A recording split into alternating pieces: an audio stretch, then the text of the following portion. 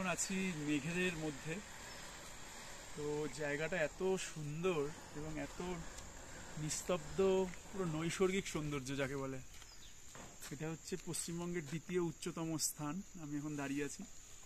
প্রথম সান্দাকফু আর দ্বিতীয় হচ্ছে ঋষভ। এখানে শীতকালে কিছু কিছু সময় বরফ পড়ে, স্নোফল হয়। আর এই সময় চারিদিকে মেঘ, জঙ্গলের মধ্যে একটা মায়াবী পরিবেশ তৈরি করেছে। আর এখন যেহেতু বর্ষায় কেউ আসে না, তো সে কারণে পরিবেশটা আরও সুন্দর। কোনো ট্যুরিস্ট নেই, মনে হচ্ছে যেন পুরো ঋষভটাই আমার একার। দারুণ জায়গাটা এখন লাগছে। সেখান থেকে আর বাড়ি যেতে ইচ্ছে করছে না।